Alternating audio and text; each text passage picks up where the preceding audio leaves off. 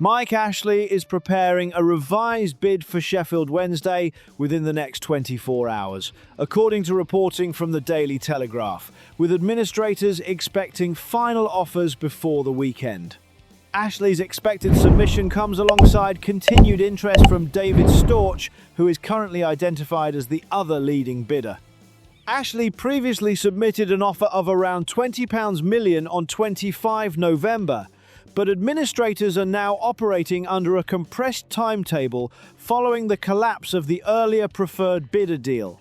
The urgency is procedural rather than symbolic. The club has been in judicial administration since October, and a binding ownership agreement must be finalised quickly to stabilise governance before preparations begin for the upcoming season after relegation from the Championship. Ashely's ownership profile differs from the structure proposed in the previous attempt.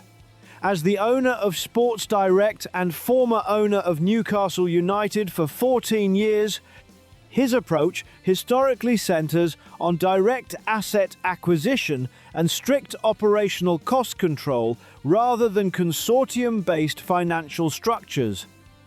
During his time at Newcastle, which ended with the £300 million sale in October 2021 to a consortium including Saudi Arabia's Public Investment Fund, Ashely operated through a centralised ownership model in which the investor retained direct control over commercial and football budgets. From an EFL regulatory standpoint, this structure can simplify an exit from administration. The owners and directors test prioritises clarity in beneficial ownership and proof of financial capacity.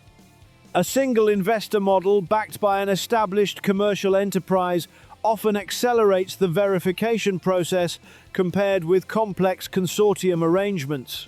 The current deadline pressure follows the collapse of the takeover attempt led by James Board.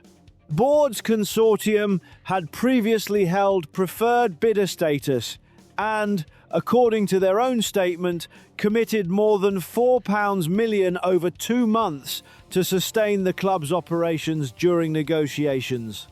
That process ultimately failed to conclude, forcing administrators to reopen the bidding stage.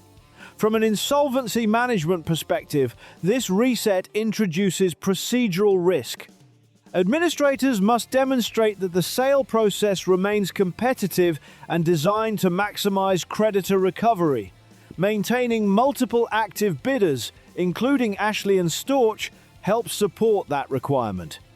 The compressed timeline also reflects operational deadlines tied to league registration, squad planning, and financial disclosures required ahead of next season following relegation. Should Ashely's revised proposal be accepted, the administrative structure would likely shift immediately from court-supervised restructuring to owner-led governance, with administrators stepping aside once the sale agreement is completed. The immediate focus would not be long-term stadium redevelopment or expansion strategies. Instead, the priority would be short-term liquidity for the League One campaign, funding payroll, maintaining squad registration, and ensuring compliance with EFL financial regulations. Based on Ashely's previous ownership approach, financial control would likely become centralised at ownership level with a tightly managed operational budget. By contrast, a successful bid from Storch might indicate a more investor-led governance model, although details of his operating structure have not yet been publicly outlined. From a governance perspective, the credibility of Ashely's potential offer rests on 2 measurable elements: the speed of proof of funds verification and acceptance by administrators before the weekend deadline. His earlier £20 million proposal establishes a starting point for negotiations, but administrators are now prioritising transaction certainty after the withdrawal of the Board consortium.